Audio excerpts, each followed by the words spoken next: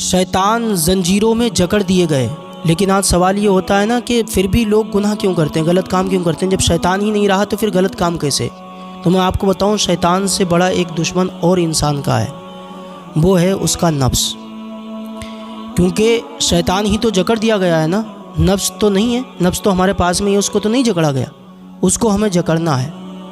جس انسان کا نفس دماغ پر غالب آ جائے وہ انسان جانور سے زیادہ بدتر ہو جاتا ہے، اور جس کی عقل نفس پر غالب آ جائے وہ فرشتوں سے افضل ہو جاتا ہے۔ امام غزالی رحمۃ اللہ علیہ کا قول ہے۔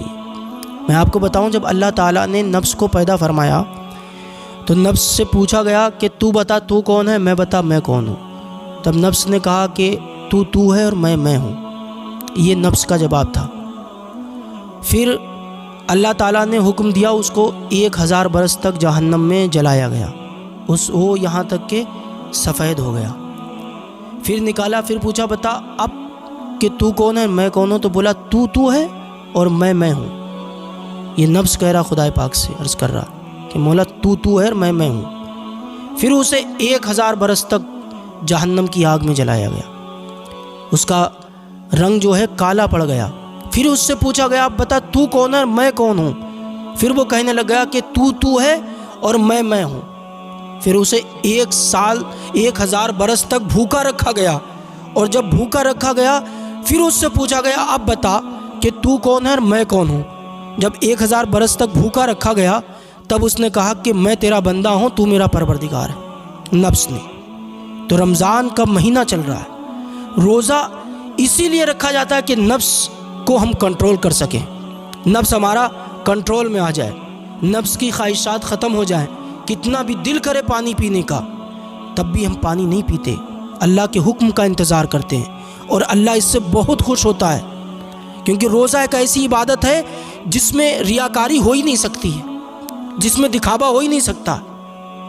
روزدار کو کبھی ریاکار نہیں کہہ سکتے، نمازی کو کہہ سکتے ہو، حج کرنے والوں کو کہہ سکتے ہو اس نے یہ دکھاوے میں گیا، لیکن روزدار کو نہیں کہہ سکتے۔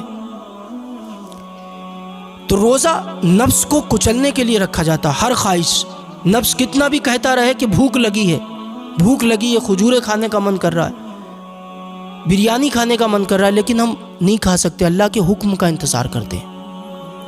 میرے عزیز، روزہ رکھا ہی اس لیے جاتا ہے تاکہ یہ نفس جو ہے نا یہ کنٹرول میں آ سکے، نفس کا ہم نفس پر پوری طرح مغلوب ہو جائے، نفس پر غالب آ جائے، قابض ہو جائیں ہم نفس پر۔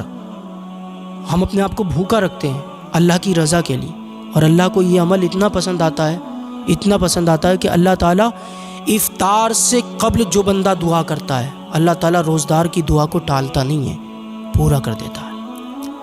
ہم پر یہ روزے فرض کیے گئے ہیں، ہمیں چاہیے کہ ہم سارے روزے رکھیں۔ اللہ کریم ہم سب کو روزہ رکھنے کی توفیق عطا فرمائے۔